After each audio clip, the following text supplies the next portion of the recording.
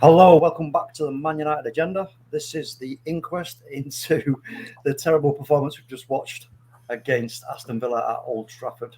And I'm sure there's going to be some interesting comments made, so stay tuned.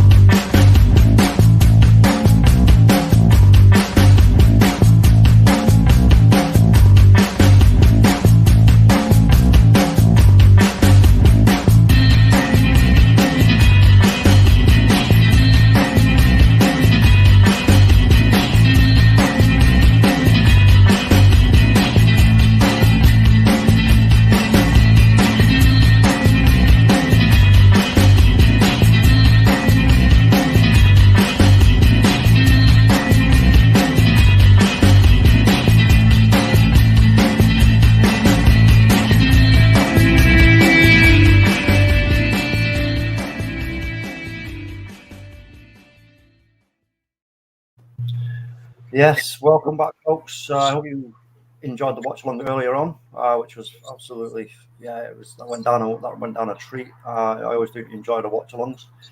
Today I've got, obviously, everybody knows OMONDI. Hi everyone. And we've got Kahunde. Yes. Kahunde. It's been a little while since we've seen you, mate. How are you doing? Yeah, I'm good, thank you. On and off. So yeah, I'm pleased to be back today. A bit like United, yeah? Yeah, it's a bit like that. Inconsistent, very inconsistent. Yeah, so, well, today actually we had somebody else who's part of the channel, Amy, who was over from Ireland. She was at the game today. Big up, Amy. Yeah, and apparently she's reported back to us that there was a bit of discontent at the end of the game, apparently. A lot of fans shouting for Ollie to be sacked and, all that kind of Ollie out brigade, doing their thing. Which, I mean, you know what? Look, we're going to get right into that in a moment. But I just think it's not quite as simple as Ollie out, is it? Or Ollie in, or whatever. There's more to it than that, And like I said in this watch along, I'm not Ollie in, I'm not Ollie out. I'll back Ollie as far as the board will back him. If the board keep backing him, I'll back him. But what we've got to do now as Man United fans is we've got to look at this, from the angle of, okay, where's it going wrong for us? And as we've seen, it seems the build-up play from the back seems to be is okay. I don't know if you both agree with that. The build-up play from the back seems to be, we can push it out and get it forward. It's in the middle of the park, and then more so up front where we're not actually. I say up front, but we're not actually feeding the front players as much as we should be. So I'll go to you first on Monday. What do you make of today's game? Actually, I think, big up Amy from the Man United Agenda. She went to the game today, flew all the way over from Ireland. And we were so excited for her, like, before the game. Said, she was so all excited. I'm nearly there, just arrived, that kind of thing we were hearing about her. And then, to get the feedback that at the end of the game, most of the fans were sort of really disappointed and booing and saying Ollie should go, that sort of thing. It's sad. It's sad in a way because we've had the last few performances. I mean, even from the start of the season, we haven't, even though we've won the games, we've been top of the league, we haven't been that effective. And the issues that we discussed on this show all last season haven't really been addressed. Great, we got new players. We got some fantastic new players. But it's like bringing in new players into a system that's not well-oiled, It's not going to work. And we're seeing that now. I think we have to remember as well, I remember Fergie getting booed some games when we lost at home. Very rare. But the fans are allowed to sort of voice their opinion, that kind of thing. So I think people are starting to get a bit frustrated after what happened with Young Boys, 10 men I know, after what happened with West Ham during the midweek. We expected to win that, losing at home again. We lost a few games at home last season. Granted, there's no fans there, and we had a good away record. But once you scratch the surface, you'll start to see that there are some issues, and hopefully today we'll be able to discuss them. What do you think, AJ?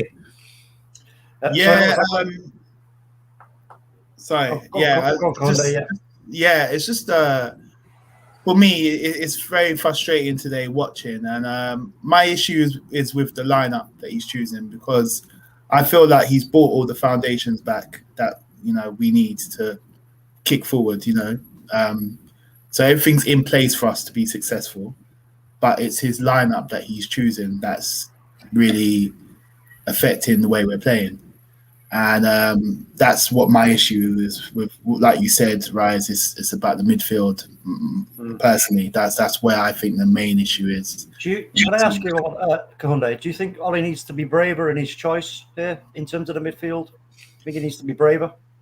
I just feel that he's got favourites, hasn't he? I mean, what he is, I feel like with the McFred thing, that worked for him last season in terms of our away record, which, you know, is still ongoing. We still haven't been beaten away in the league for such a long time. However, our home form last season was horrendous, and it's because he kept doing the McFred thing. He can't do it at home. Away, it might work because, you know, we could hit teams on the counter-attack. But when we're playing at home, we need to play better football, be a bit more adventurous, you know. We're playing Aston Villa at home. Just play one or the other. And I say that if we had a really good CDM, we wouldn't have to play both of them. But he plays both of them because none of them can do the role by themselves, really. That's basically what it is. You know, a guy like a player like Declan Rice can do the role by himself, play with Pogba. But if he was really confident in one of them just doing the role by themselves, protecting whoever it is they're playing with, he wouldn't have to play both of them. Can I just ask, do you think Ollie has actually given any of the players a chance to prove they can do that role? Enough time to prove they could do that role on their own? Well, I go back to the Europa League final now. And, you know, in a final, that's where you choose your best lineup. So in that final, he chose Pogba with McTominay as the CDM. And McTominay had a pretty decent game. Everyone was saying he's man of the match and all that. So I thought, okay, maybe this season he's going to give McTominay that role. Just let him be the sole CDM or whatever you want to call it, the holding player. But he's just gone back to type as for last season. It's just like, let me do all I can to avoid losing. Let me get results and play both of them. Fred, and he's even put Fred, what we've noticed now is Fred's really playing the deeper role and McTominay's more advanced. I don't know if we picked up on that last season, but we're picking up on that now. So if McTominay's more the advanced player than number 8, what did he offer us today? He's not the most creative player, you know. No. Well, actually, we had this conversation, me and Monday. Do you remember Monday when we were talking about, you know, Scotty Mack going forward with the ball? He's not quite good enough to be a ball carrier, in my opinion, because he hasn't got the skill set in order to retain the ball, protect the ball, and then look for a pass. He's not in his. That's not his game. Yeah. You know, and I mean, I just think that, you know, Ollie needs to take a step back here and have a real good look at what decisions he's making, because I think as listen, like I say, we're not Ollie in, we're not Ollie out, we're not all that nonsense, but we have to look at this in a realistic light here and ask ourselves a question: is Ollie under pressure? What do you say, Monday? Oh yeah, he's under pressure for sure. I mean, we're Manchester United, like you said. It's very rare that we should be losing at home. Amy. Families, loads of people go to the game today, waiting to see Ronaldo, waiting to see this new side, new look side, and they walk away disappointed. You know, so there's an issue there. There's also an issue in we might be better than we were under Mourinho, for example, in the style of play. But what is our style of play now? As in, Mourinho might be defensive or sitting back. I remember there's times Rashford was like parked back, being ordered to sort of sit back in defence and then break, that sort of thing. But now we've got a better team, clearly. I think we've got better players than we had before in the last 10 years. We just need to see a system that works. You know, we just tune our engine up, you know, say this is our system, this is how we play, okay, and this is what we're going to go forward with. At the moment, we don't have a system. We've got a bundle of great players, throwing them in and expecting things to work. This is why I think he's stuck with the two midfielders who are not very creative, but they're going to put a shift in and sort of try to prevent the other team from breaking on us or scoring goals. And then saying, you guys up front, just do your thing. That's the way it seems to me. I want to see something like, no, we're going to play a style of football here where we're familiar with what we're doing or how we score our goals. So when we're in trouble, we can fall back on something. So, for example, when we play the midweek and we've got a B team, they can fall back on, all right, these are the drills we've got to do. We know I've got to make that run. I've got to go overlap. I've got to cross the ball, across the 6-yard box. The man's going to be there, that sort of thing. I don't see that after watching hours and hours and hours of Manchester United. And I watch, we all do, we watch United religiously. I'm just not seeing that. And by now, I'm thinking, all right, where is it? Where is this style of play? Well, that I don't see happening. Like I say, for me, Akonde, I'll ask you this question: why are we finding it so difficult to control and the midfield and we dictate the tempo when teams give us that kind of opportunity to do so? Like West Ham today, they were sort of giving us Villa, were giving us that opportunity today to do that, but we just seem so inept in that department, and it's crazy. I don't get it when you look at what we've got. Well, this is the thing. We're not going to be able to control a game in midfield with McTominay and Fred. That's what it is. The best we could do is hit teams on the counter attack. And what my thing is, like, I've always just said Ollie in just because of the recruitment and bringing the foundations back and things like that. But I know that he's not the most experienced manager. He hasn't got like a proper philosophy like Guardiola or Klopp or whatever. But he could help himself by choosing the strongest lineup possible. So, for example, when we played Newcastle at home, I looked at that lineup and I thought, yeah, that's the best lineup you could choose. Sancho, Greenwood, wide, Ronaldo. Then you had Matic, an experienced CDM with Pogba and Bruno behind them. And although we didn't play that well, it was a bit slow. Those players are good enough to work it out for themselves for us to get a result. You know what I mean? It's not that you don't even need tactics. Like, those players are good enough to do that. And that's why we're able to come back, win 4-1. You know, so he needs to just help himself by choosing the correct lineup. And he's not doing that. You can't, if he likes McTominay so much, play him on his own or play him with someone. You can't play those two together. It's not, we're not going to progress anything. Do you know, for me, the way I look at this is I think there's a bit of when you get like a little bit comfortable, you get too comfortable with things that are kind of sort of just work out for you.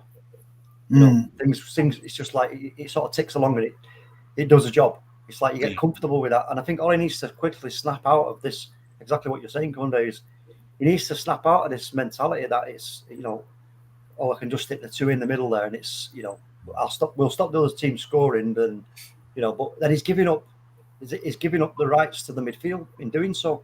Because the opposition are then thinking, wait a minute, these two, they just run about. As long as we move the ball quickly, that's all they're going to do is be chasing. They actually, when you play two kind of holding players who can't do anything, it's almost like you're blocking yourself. So it's like for me, those two actually invite more pressure on because there's no ball retention in there. Yeah. They're inviting pressure onto us. Yeah, just to add to that, I think like the Villarreal game, you said earlier that most people thought that McTominay was a man of match performance, or he played really well. And it just made me have a flashback. I remember that game thinking, well, by putting a shift in, that's playing really well. That's what he did, yeah. That's all he did. Probably Savage performance. That's you're supposed to do that for one. Yeah. Okay, work hard and put the shift in, and visibly you can see that he's putting the shift in like that. That's great. But you're supposed to do that. It's just standard when as a professional footballer. Doesn't mean you're having the best of games. Obviously, I know you say rise about character, and of course that's important. But where's the quality element of it? Do you understand what I'm saying? Where's the quality stuff? We got to play Villarreal on Wednesday, and I'm thinking, well, how are we going to unlock Villarreal if we still put Fred and McTominay in there? I agree with Kinde. Why not put Donny van der Beek in there? And it's all right saying that after a loss and everything else, but we have been saying this for a long time now. We do need some more ball retention. So we don't want people running our defence like that. Ball retention. Look how many breaks they had today, for example, with Villa. If you break it down, which we will be doing in a couple of weeks when we rise, we will be sort of going and breaking down what went wrong on the pitch, like Sabutio sort of style. But if you look at every time, like Watkins fell over, should have scored. The right back played the ball across the 6-yard box, they should have scored. Do you understand what I'm saying? So obviously, where did it break down? Somewhere along the line, our retention broke down. We lost the ball, and then they've hit us like that. Do you see what I'm saying? So, and then when we have got the ball, how are we punching? Are we just trying to punch through the target, or are we trying to be slick? It's like the Usyk against AJ fight. AJ will just try to walk through, punch through the target, but Usyk will be, right, how do I break this down? I'm going to be slick. Okay, move here, bob and weave, that kind of thing. I'm trying to bring that sort of boxing analogy into it because there's a big fight on tonight. But it's the same thing applies. We need to have a bit more boxing IQ or football IQ to say, all right, we've got the ball. What do we do next? How are we going to break Aston Villa down? 3 at the back, 3 big defenders like that, all across the middle. Why can't we just slot balls through? I know McGinn played a good ball through, that one-time pass through for their chance in the first half, where they crossed across the 6-yard box. Where have we seen this? What we've seen is, I'll give it to Bruno. Bruno's creative. He can do something. And then what about our wide men? Where's our width? What about the overlapping wide men? Go and watch Liverpool right now against Brentford. Guaranteed, their fullbacks will be bombing on, and it'll be forcing the team back and giving them something else to think about. You don't just put players out there, like again, I'm going to say for the third time, don't you put players out there and expect them to make a nice recipe. It doesn't always. You're going to spoil the meal. Yeah, 100%. And for me, if you go back and look at and watch the game and just look at, like I said, this midfield that we have, you look at the players that we've got on there. Even with McTominay and Fred in there is still times in that game where you can see there's patterns of play that could be made, but they ain't doing it. There's I'm not talking about sideways passing. I'm talking about diagonal passing through the lines. Retain the ball, move. If you're getting pressured, release the ball. If it has to go backwards, so what? If it goes backwards, to go forwards, right? You can train the midfield. You set the tempo in that midfield. You dictate to them how quick we want to move this ball, because that way then you've got control of it. Whereas when what we're doing, it's just all over the place. It's just so raggedy. It's just terrible first touches, bad passing, overrunning the ball. No kind of. I don't like using the word, but doesn't seem like there's any chemistry. I know it's not FIFA, but that's the only thing I can think of at the moment. There's no chemistry. There's no relationships being built up between, listen, I know where you're going to be. I know where to get you. I'll tip you around the corner. You tip me back, and bang, I've got some space. I can find a pass. If not, it comes back to you. You drop back. I move to your space. They're chasing shadows. Let's just retain the ball. This is not happening, and I do not for the life of me understand, because Bruno, Pogba, I don't know what we're saying. It's McTominay and Fred, but even so, they're still, McTominay and Fred are still half decent players. Let's have it right. They can run, they can move the ball, they can pass the ball short. All right, I know Fred hasn't got the greatest record in that respect, but he's still got a good engine on him. He's still, capable of like making runs, just making runs. When you dominate the midfield and you've got a player in there who's got legs who can make runs, it causes the opposition terrible worry, because they think, wait a minute, where's he going and who's going to go with him? We've had a lot to say about this, but let's listen to what the people tuning in are saying. Let's go to the comments. Yeah, so we've got someone here saying shocking. Who's that then? I don't know, somewhere. So hi, Silver Fox, Arsenal fan. He says hello. Obviously, he's come here for a bit of banter. Yeah, Devils United, big up Devils United, big up the panel, she says. Football United TV, Matt, how you doing, man? Big up, talk, check the DMs.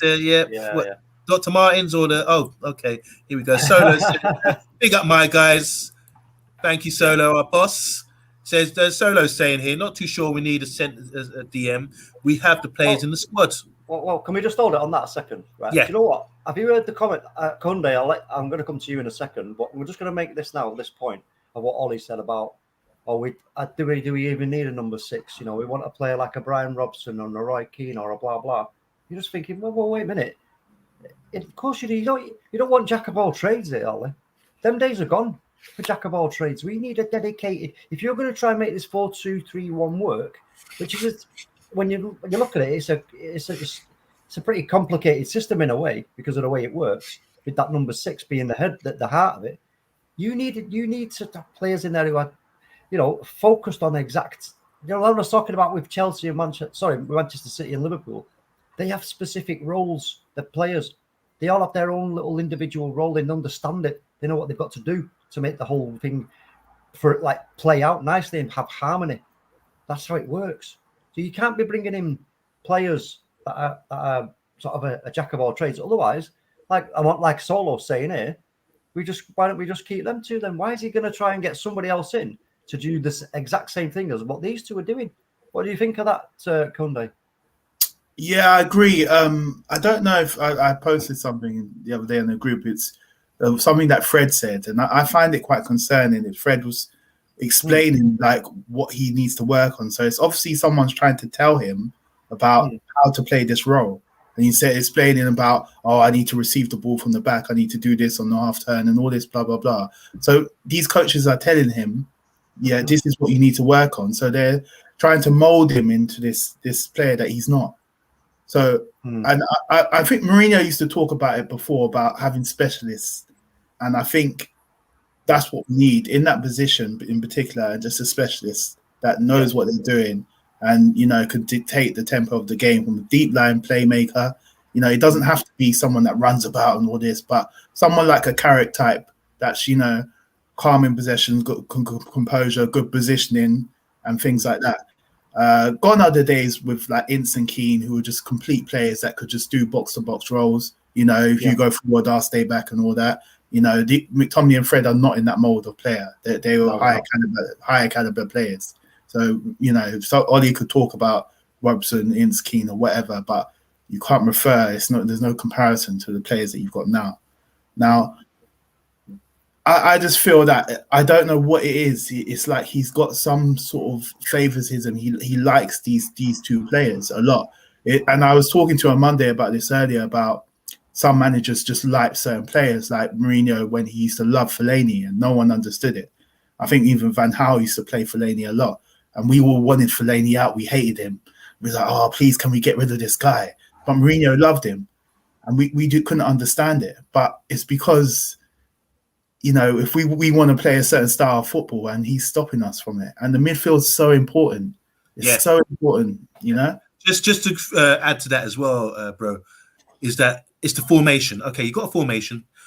And what Ollie was saying in his interview about comparing players, complete players like Keane, Robson, that sort of thing.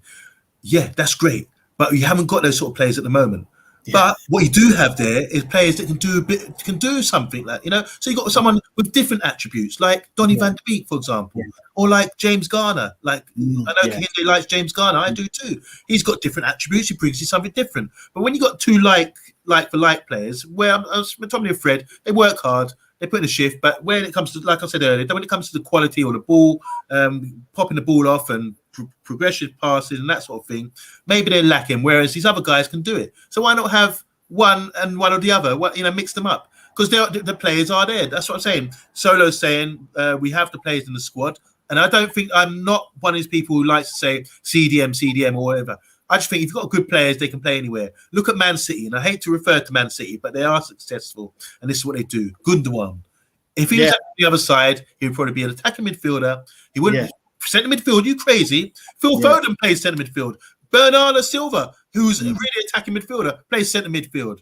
Why? Because they're comfortable. They know they're not going to get the ball away, because it's not the formation, it's the system. They're drilled into their heads. They know we're comfortable on the ball. We're going to receive it. So they don't need to be Freds. They get their body, they get the numbers back behind the ball. When they lose the ball, they get back into position, and it's hard to break them down. But when they've got the ball, they've got the ability to do more than what McTominay and Fred can do. Get off you. That's the thing, because they're all-round ballers. So Fred and McTominay are good at certain attributes, but these other players like Donny van de Beek, and everyone say, well, he can't play there, he can't do this, because everyone's typecast now. We're pigeonholing players in this FIFA era. I don't play FIFA, but it appears to me that it's like, oh, he's a DM, he's got to play there, he's got these attributes. No. This is what I think we're misunderstanding here. When Ollie was referring to Robson, Keane and Ince and these sort of players, because they got the whole attribute.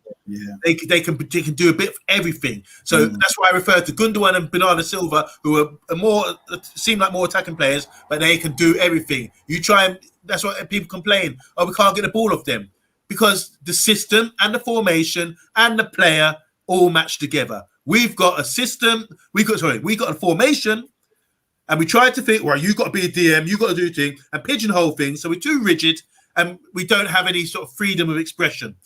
All we got now is, oh, God, Fred, I've got to hurry up, and I've been given these instructions to do A, B, and C, when really, I shouldn't even, for one, maybe I'm not good enough to be in a top 4 team, and maybe when I look around, the other selected players, like at Liverpool, at Chelsea, we've got Jorginho, for example, the Serbian guy, who's the guy from Chelsea? Kovacic. Yeah, Kovacic.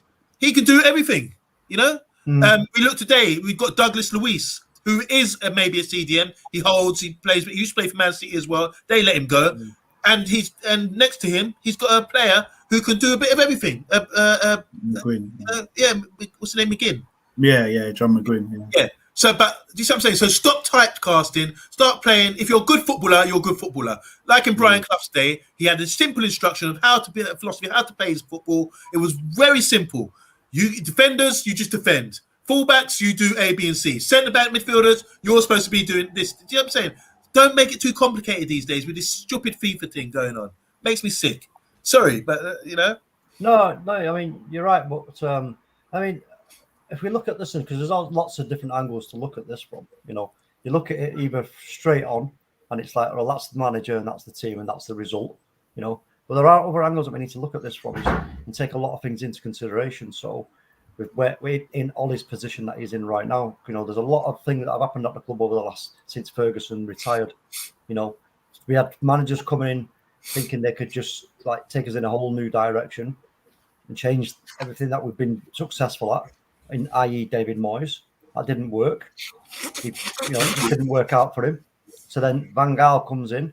He then, brings his own brand, which to a certain extent at times looked okay, but then ultimately was just far too negative, far too no.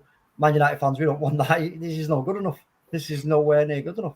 Then we thought we'd found what we was looking for and what we were missing in Jose Mourinho. So by this time, when you bring in Jose Mourinho, you've got to remember here that you've lost Alex Ferguson. Then you've had a David Moyes come in. He's done his damage. Then you've had Louis van Gaal come in. He's done his damage. Then you've got now Jose Mourinho. Everybody's like, oh, this is the one. Jose Mourinho comes in, does what Jose does. He started okay, I think, if I remember correctly. Then it just went south when he started talking about legacies and, this team and that team and what have I got. Look what they've got, look what I've got and all that, not making it about him. Calling players out, Luke Shaw thing and blah, blah, blah. So then the club then is totally now, just pause it right there and then go right back to before Fergie retired. Have you ever seen anything like that before at Man United? No. You've never seen that before at Man United. What was being said about it. Managers coming out with all their stupid little isms. We'd never been in that position before. So now fast forward again back to where I just left off to Jose just before he's sacked. The club is now all over the shop. There's questions being asked. Wait a minute, what's going on here? Where's the identity gone? What's happened to our whole philosophy? Where's it all gone? It's gone through the floor, mate. That's where it's gone. So then we get rid of him. Then we bring Ollie in. So then Ollie is then stood there. He comes in the job as a caretaker role. So he came in with no fear. Straight off the bat, goes 4-3-3 and goes, we need to just do something quick here. Get the fans back at it. That's what his job was. He had to get us happy again more than anything. Because at the end of the day, that's what Man United is about. It's about sending the fans home happy. We all know that. So that's what he did. He come in 4-3-3 and went, right, come on, let's have it. Let's do it. We just go attack, bang. 11 games on the bounce. We won. Everybody's like, what the? This is crazy. What's going on here? Then, as soon as it came to the point of where he started hearing rumours and noises about, oh, wait a minute. Actually, maybe you're the one. Ooh. He started to overthink it, in my opinion.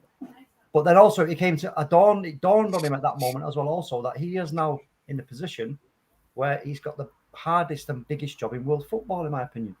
In a lot of people's opinion. It's the hardest job in world football, managing Manchester United. It really is. I mean, you look at the players that have come out of our club over the years, right? It's a monster. Our club is a monster. We have to, not even rival fans, as much as it hurts them to say it, they have to admit it because it's true. You look at the players that we've pushed out from Man United, from the youth through to bringing players in and developing.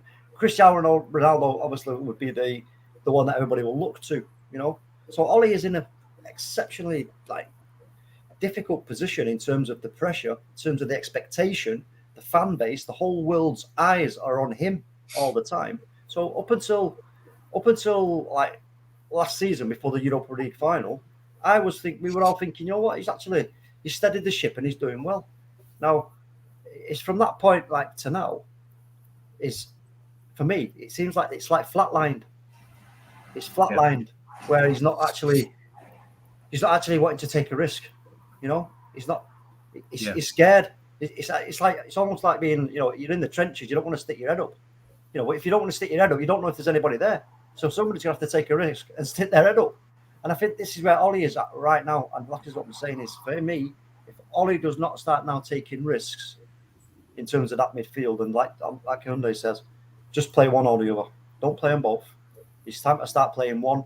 And if let's have it right, if we're going to play one out of those two, it's going to be Fred. With the McTominay for me. McTominay. Because I think for me, McTominay, he's got the legs of Matic, and he's got the better touch than Fred. I just think all round, he's probably the guy. He's young, 24. He's the guy that you could mold and teach to do it better. But I still don't think he's the one. You know, I feel for me with Ollie, it's like he sees a CDM as like someone, you know, just gonna run around and do all this, but for me, it's like we've got Michael Carrick in the staff as one of our coaches. Yeah, I would go for a guy like Neves. Because I just want us to control the game. Someone who's come in, you know, a different range of passing, switching it up, switching play and things like that. Someone who could just do that, because we don't need, if you got someone like Varane and Maguire as our centre backs, we don't need someone that's just going to rush or run around and all that. We just need to control the game, dictate, and because they would have to get the ball off us if we had someone like Neves in there, or someone, you know.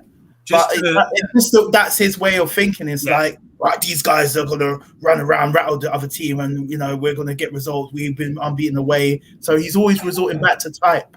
You know, let me do the comments, because there's loads of comments here. So Storm Fox is saying, honestly, I think you were lucky you weren't 2-0 down early in the first half. I think you need to question the way Ollie has them playing. I think you have the players to do bits this season. Very good comment there. Okay, moving on. Andy Herbert, Arsenal fan, big up everyone. Big up Andy. Sorry, how you doing? Big up people. Didn't see that coming, but you got to give Villa credit. Yes, certainly we do. Ian, Man City fan, he says, Blue Moon, I saw you standing alone. Thank you very much. But you won today. Well done, City. Another City fan, Charlie Hibbert. Where are these City fans coming from? He says, I never felt more like singing the blues. Thank you very much, Charlie. Andy Herbert again, I was watching football back over the years, and I was thinking, football ain't like that anymore. Yep, talking about when they had 4-4-2. Roy Keane, for example, he says, Roy Keane said that Declan Rice was a better player than him at the age of 22 than he is now. That was what he said last week at West Ham, and that was interesting as well. Now, we won't swap Martial for Xhaka. Thank you very much. Rich Sports says, what a disaster. City still the team to beat, as well bullied Chelsea today. I haven't seen the game, but I haven't, but I can't wait to watch Match of the Day. So Andy Herbert says, trouble is young players are on their phones at halftime instead of listening to the managers. This was said by Roy Keane himself. Ban phones and play the game. Evening, Box. How you doing, Box? Yeah, big Box says, what's worse is managers looking at screens all game, wearing earphones, doing no coaching. Really good points today. Charlie again, Man City fan, says Jose is too big for his boots. Lakiko, how you doing? Says there's no excuse for Ollie with the team he has. They should be steamrolling into those teams, yet they crumble. Wow, these are really good comments. Annie Holmes says, anyone watching AJ tonight? Yeah, I will be. I know Hyundai will be as well. Are you watching it, Talk? And Fear of Black, yes, my man. How you doing? Fear of Black, how you doing, brother? We'll be talking all day. Thanks for coming on. He says, does this mean Fernandes is off penalty duties now? Can I touch on that? Can I touch on this now? Come on. Now, obviously, I think we talked briefly about now Ronaldo's here, who's on the penalties and free kicks. I felt today that Bruno was under pressure to score that penalty because he knows that someone else wants it from him. Yeah. Okay. When does Bruno ever sky a penalty like that? And he didn't do his little hop and place. It's like he just blasted it, you know? So I think psychologically that got to him, that he's got competition now, that he has to be under pressure to score it. And I think that might be play the reason why he failed, because that was so unlike him to hit it in Rowe's heads. Yeah, it was a confidence thing, wasn't it? With the way he took it, you could see his confidence was nuts. Like you said, that's because Cristiano Ronaldo stood right over him, right behind him, watching, and it's like, oh shit, wait a minute, if I don't get this right, and as soon as you start thinking like that, you know what's going to happen. Yeah. Bang, you know. It's but did you guys see the free kicks as well? There's a couple of free kicks. Bruno took one. Ronaldo took the second one, but I just think someone should be assigned. This is where a manager steps in and says someone should be assigned. Say, right, you're taking free kicks, you're not. Just stand back and just go with it. There's another issue we need to have a look at it, and it breaks my heart to do so, but we have to because it is quite important. Even if I say quite, but it is very important. Now, Mason Greenwood, you know how much I love Mason Greenwood. He's going to be something exceptional. However, why? This is the other part of it now, is why is he feeling the need that he has to hold onto the ball like that and not release the ball when there's absolute golden opportunities to play in other players? I've got no issue with that. It's familiarity. I think he's got to start learning how to play with these guys. Obviously, Ronaldo's new. You've got to know how to link up and bounce it with these guys. A couple of times he's driving at pace as well. You have to think fast, and he knows he can shoot. And a couple of times he made like decision making as well. So once we get this, is what I'm saying about patterns of play. Once we get that, we'll be okay. This is where Rashford and Greenwood sort of come in. The reason we spend all this money on Sancho is for games like today. Last season, I felt that we didn't like. I know Kahinde says this as well. We don't have that creative winger. Last season we get Rashford. I kept saying he kept running into traffic like he was sitting outside a petrol station or something, you know. And the same applies for Greenwood sometimes, you know. He's direct, very direct. But how often do you see Greenwood link up, do a little 1-2, bop, bop, bop? He's looking to get a shot off most of the time. This is why we brought in Sancho, who gives you something different altogether, where he's creative. As I said the other day, he plays ball into feet, give and go, touch, pop it, round the corners, that kind of thing. That's what we need against Villa. So many times last season, I was screaming about the issue we have breaking teams down. We buy Sancho, he needs to start playing. Because does anyone know why he didn't play today? I've got no idea. I think I might have had a knock or something, because when I was looking earlier who was in the squad for today, and someone named all the players and Sancho wasn't there. And then someone said, oh, he's arriving a bit later or something. So possibly he picked up a knock during the week, and I just want to see him. This is the time. If we waited 2 years to get this player, we spent that amount of money on him. He needs to start playing now, like regularly. And he should have at least come on today, because you know, we're trying to develop him and get him used to the Premiership and get him used to our style of play. He just needs to play. Because he's. What's his game, though, Kahinde? What's his game? You tell me what his game is, because how is he different from? Well, he's different from Rashford because he doesn't always, even though he's got skills, he's got a lot of sugar in his locker and all this, but he doesn't always try and dribble past a lot of players and all that. So you know, sometimes he'll stop and he'll pass and, like you say, do 1-2s, gives and goes. He got 20 assists last season. Do you know what I mean? Like 17 goals and stuff like that. Yeah. So that just means he's very much a team player. And this is what we need. We need someone exactly like that, just who's going to have that sort of composure in those last 10 minutes to just break a team down. Like there's loads of games last season where I saw Sancho where he either got a goal or assist in the last 10 minutes. Yeah. You know, and he doesn't use his pace. He's got pace, deceptive pace, but he doesn't always use it. You don't always see him trying to skill up man's like when he did in his youth, because he came up through Dortmund where it's like, all right, this is a style of play. So he's a ready-made, developed player, like exactly what we need. Same page, bro. Yeah, and I don't understand why you've got Mason Greenwood. All right, I know he's been doing okay for us, but you've got Jadon Sancho who is, what's his best side, left or right? It doesn't matter. It doesn't matter. People need. That's what I'm saying. Stop pigeonholing players. He's got to play here. He's got to play there. These are footballers. That's what I'm saying. This goes back to this quote from Oliver Gunnar Solskjaer, Roy Keane, whoever, Brian Robson, whoever. These are footballers all round. Doesn't matter. You go, I'll stick. They do it all. Jadon Sancho is a great footballer. He gives you a creative option that we haven't had, so we can break teams down. And it doesn't even start today against a team we know is going to be sitting back and waiting to, inviting us to break them down. That's my problem. So why is he not? You know, this is what he should be doing. Ollie then should be starting Jadon Sancho. I agree. On the left, I agree. or I agree. on the right, and not playing. You know, Jadon's. And I said this all along about Jadon. About Mason. He's a striker. He is an out-and-out striker, Mason Greenwood. So why you're now trying to mould him away from that into playing on the wing baffles me. I don't get it. It's not his natural game. You know, it's not his natural game. So when you've got a player who's his natural game. Well, here's the thing, Talk. Here's the thing. You got Pogba. All right, granted, he can play on the left, kind of left midfield or left forward, and pick up the ball there and be dangerous. Yeah, we've seen that against Leeds. We saw the assists, how many assists in so many games.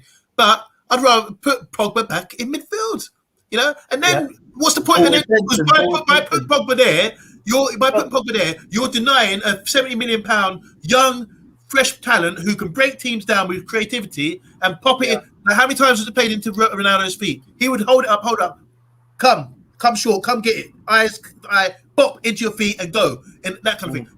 We're not having that sort of play in the box, tight little areas like that. That's what he's good at. So that was not happening. So maybe put Pogba back in midfield and play to his strengths. Yeah. And this is the thing. I'm just going back to the Newcastle game when we did play well this season. You know, everyone, like, people weren't really that happy with the Newcastle game. But when I really watched it again, the whole game, we were in control of the game the whole time. We had most of the ball. We were just it was tough to break them down because they were sitting back. But we were in control. We had a lot of possession and everything else like that. And that's because Pogba was in the centre of the midfield. When he's there and you hear other players talking about it, he's a problem. He's a problem. It's hard to get the ball for him. All that they have to really think twice about, trying to rush him and everything else like that. So tell them about it, man. That's right. It's just like even so, people say, "Oh, it's just so much with the ball." That's right, and that's the sort of player. He's a good. Oh, his fault. He doesn't track back, or he doesn't do that. When we got the ball and we got retention of the ball, he's got his head up. You can't rush him, all that kind of thing. And then we got more creative option. Do you understand what I'm saying? Yeah. So play him a lot deeper. That's why I kept asking for Bruno. Come 10 yards back. Start playing deeper a little bit. Then you can do your runs later. But let's start playing so we can build. Drag people out. You're too far up and occupying these guys. You know, when the ball ain't coming to you half time, it takes a long time to get the ball there. Drop off. You know. I think we're solving the problem here. I think we're all halfway to solving the problem, guys. Yeah, well, I don't know if Ollie's watching us at the moment. Do we have to question Ollie's choice of formation here in what the team that he's got? You know what? I'm not even going to go into that because I was just about to say about when Monday was just talking, I was thinking about Bruno because. So my colleague who I worked with, he's Portuguese, and he's saying at Sporting, Bruno used to play almost as a holding midfielder. He's much deeper. He wasn't playing as a number 10. He says, we're playing him out of position. You don't know what this guy could do in deeper role, So I was thinking, when I was thinking about that, I was thinking, all right, can we play like City with 4-3-3? But City got that kind of specialist Fernandinho or Rodri. They got that specialist sort of guy. We don't really have a guy apart from Matic who could do that role efficiently. You're talking about the formation. I'm talking about the formation's correct, Rise, in my opinion. Yeah. What the issue is the system of play and the players being in the right position and the right players playing. Do you understand what I'm saying?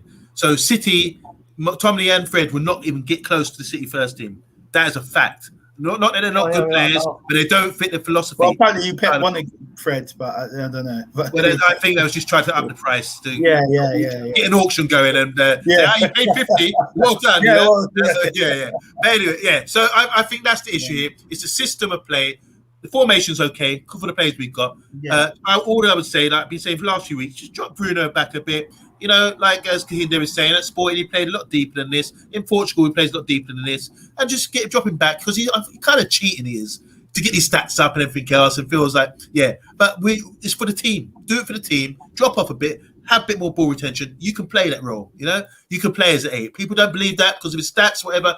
And if you want to see him running the forward line, drop it off now and start playing it for the team. And the manager.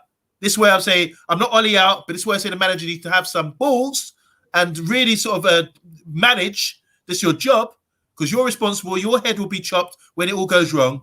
You need to observe this and see, all right, now you need, no matter how big the personality is, you need to tell them exactly what you want them to do for your formation. Don't get them dictating to you how they want to play. Because I sense that's what they're doing at the moment. He's cheating, Bruno Fernandes, great player, but I think he's cheating by wanting to have all the glory, penalties, free kicks, playing up the top line, and say, yeah, give me the ball, and then flirting with responsibility in the back. Drop off a bit more for the team. Yeah, I think we're solving this issue. Yeah, we're doing a great job. I've just noticed somebody in the chat's putting Liverpool 2-1 up thanks to VAR. I'll have to have another look at that. I've not seen it yet, but yeah, I mean, look, it's this whole thing is because you look at the City result, you look at Liverpool result, you look how they're playing. I just think with Ole, it's the coaching side of things. We've got to look at the coaching as well. You can't not be talking what we're talking about here. When you talk about Ole as a manager, how he's steadied the ship, and then totally ignore the coaching, you can't do it. It's impossible because the two going on, and you've got the manager, you've got the coaches. Ole, anybody who's watching doesn't understand. Ole is not the coach. He does not coach the team. Ole gives instructions. He picks the team. Yeah, he picks it. But he gives the instructions to the coaches. I want us to play a 4-2-3-1. You know how it works. You get the players at it. That's what he says. That's what you do. Who's going to be playing this week? I want blah blah working on this. I want that working on that. And yeah, cool, great. And then when you say that, it comes down to picking the players. So in Ole's mind, it's like, if I say to you, oh, one day, I'm going to be making I don't know, a lamb casserole. Prep me the goods. You're the sous chef. I'll come and sort it in a bit. I come back, get the goods, whap it in the pan, serve it out, and the customers go, what's that? And I go, oh, what's that? And then I go, look, and you give me all the wrong ingredients. We overdone it with something. Too much rich sauce. It's not right. It's just not right. So again, that's not my fault. I give you the instruction, but if you ain't carried that instruction out correctly, how's that my fault? I see the problem here more lying with, because Ole, let's have it right. Ole, he's got to take enormous credit for steadying the ship. He's got to take enormous credit for the way he's managing the team. You can see they're playing for him. They're trying. We see this week in, week out. This is, for me, it's quite clear, and like the elephant in the room, it's the coaching. Michael Carrick, McKenna, and the other guy, Phelan, they are not good enough. Michael Carrick's never coached anything. He comes straight from the team playing and goes straight into coaching. You can't do that at Manchester United. It's nonsense. Kieran McKenna, who is this guy? He's a good coach. He's not a Monday. He's a good coach. He was at Tottenham for a long time. I think he's a very good coach, to be fair. Yeah, hold on. Okay, well, if we're then going to start saying that they're good coaches, then we just have to accept at the moment. We just have to go with the flow and let them carry on doing what they're doing. It's not Ole. This is not Ole. This is what No. I get what you're saying, Ryan, because if we go back to Alex Ferguson and the success that he had, he always had a good coach with him. Brian Kidd, Steve McLaren, and Carlos Queiroz, where we had a lot of success with him. And he's coming from, abroad, and he's got new ideas, and we started to play really good football. Sign Bebe. Yeah. Great idea. Well, he did get us to sign Ronaldo. Okay. You got to give him that. But I mean, this is the thing. It's like we have to think about getting someone else, because like we got some other coach this season before, specialist for set pieces. Yeah. But I think we need a sort of specialist that knows the formation that we play and knows how to break teams down with that sort of thing. These guys can still stay on, Carrick or whatever, but Carrick just seems like he's for me, from what I'm reading and I'm picking up, is that he's working with players trying to mold them into like someone like him, because the statements that Fred is coming out with, it's like Michael Carrick's obviously told you to do that, or McTominay and things like that. Carrick's trying to help those sort of players. That's part of the problem. Yeah, and Mike Phelan, he's been around United since the Fergie days. So yeah, you could keep him on, but there has to be someone else that comes in, maybe someone from abroad. Wait, let me just. That's somebody. That thing we're talking about here is a manager who oversees everything. So he's the one who makes it say, nah. Bruno, you need to come back, or Ronaldo, Be brave and say, Ronaldo, don't do that run, or don't do that. You got to do this, whatever. Pogba, playing at left. No, you play midfield. And you make sure you do this job for me. This is exactly what we want for you. I don't see that happening, as far as I'm concerned. Can I just finish off these comments, because there's a few more to come in? Yeah. Carrie says, from what I saw today, there is no way this team will even come close to winning the title. No service to the strikers. Good point. Lakiko said the penalty was planned before the game.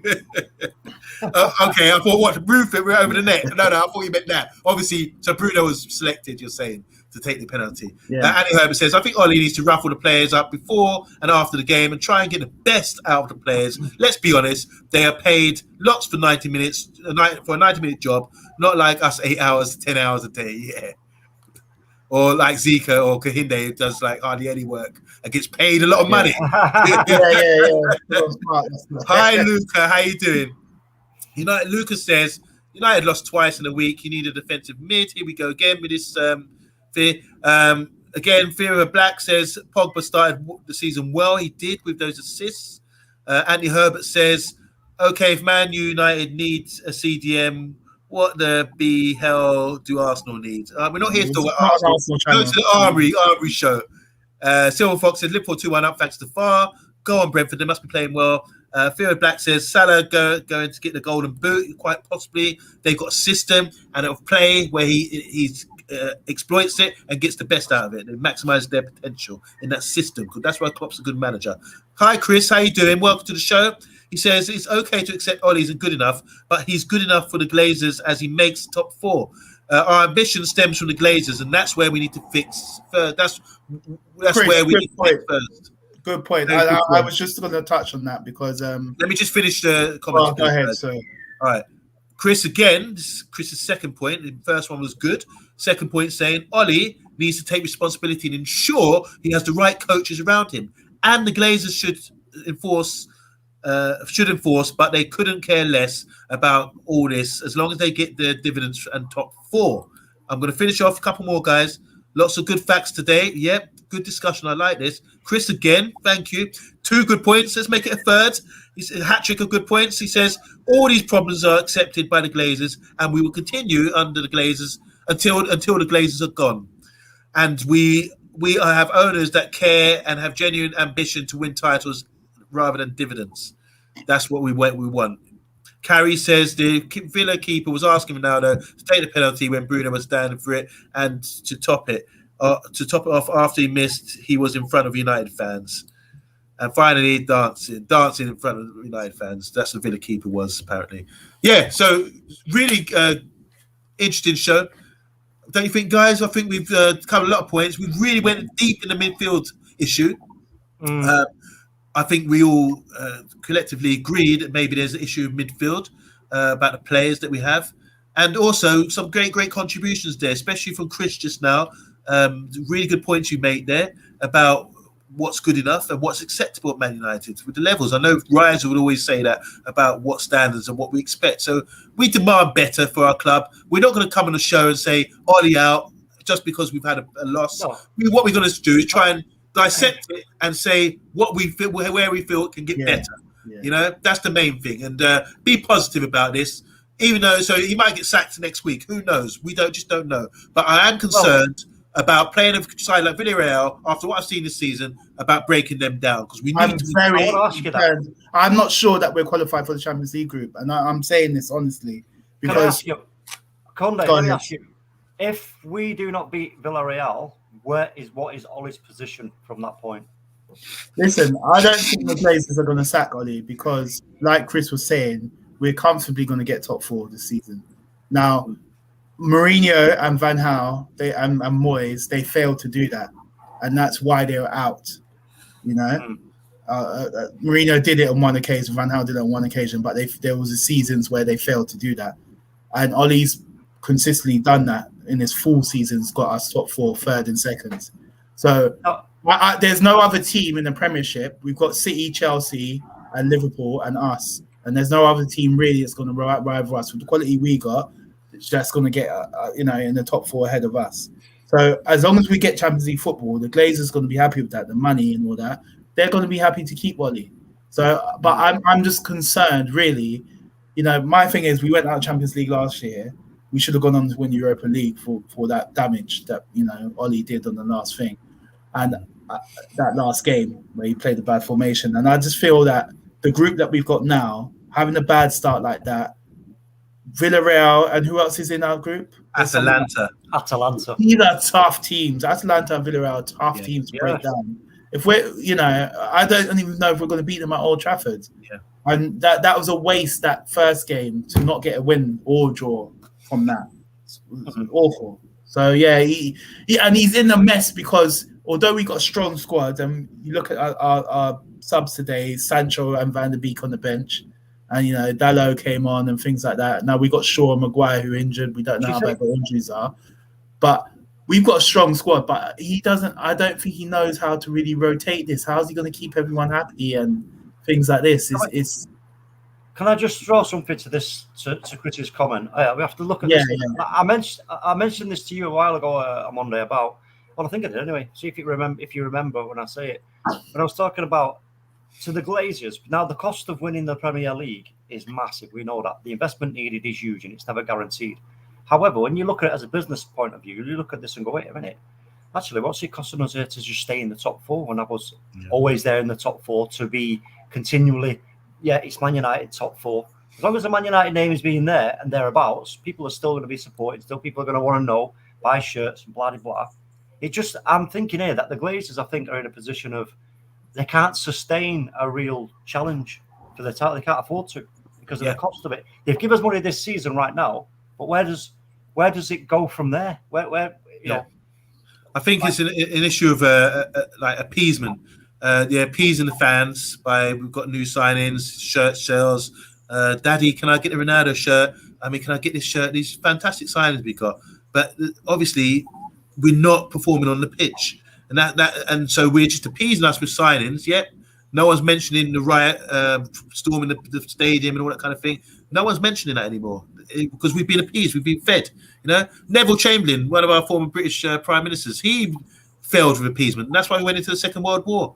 It's not always the way. We need to demand more from our club, and if it comes from the fans or whatever, or it comes like we've voiced our opinions as fans prior to this, and Chris has come on there to reiterate what the issue is here.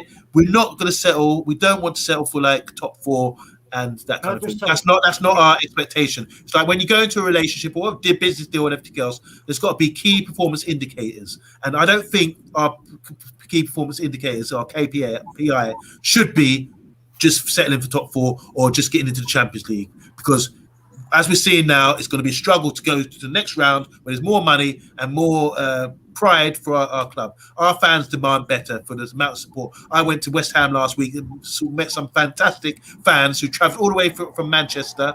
We're not all from London, and they were brilliant fans. And I thought, wow, you guys are loyal and you love the club and you deserve so much better than this. Even Amy today, flying back to Ireland, she's disappointed. Amani, let me ask you this question, and I'll ask you the same before we finish, Kunde. I'll ask you both this simple question, and the answer will be very revealing indeed. Now then, that squad we put out there today on that pitch, if that was under Jurgen Klopp, do we go out there and beat Villa? 100%. Sorry, you go. Yes, yeah. I was just about to say, even Pep and Klopp, they would struggle to break teams down with McTominay and Fred in there. They'll do better than Ollie because they've got more of a philosophy, but you can't play two players like that with no creativity. We're not Stoke. Put someone else in there. I just don't get what he's doing. So we need to make a determination before we finish. What is it Ollie needs to do then? Does he needs to I think what we've come to the conclusion. Listen, as long as he stops the McFred thing and just plays one of them, with Pogba or Van der Beek there. If you want to put Van der Beek in there with him or Pogba in there with McTominay or Fred, whoever it is on the left, Pogba sometimes or Sancho, as long as he just plays just one of them, then I'll be happy. I won't complain. Just to add to that, I think you need to play. Stop. Have some confidence in yourself. We have a brand of football. We don't have a brand of football.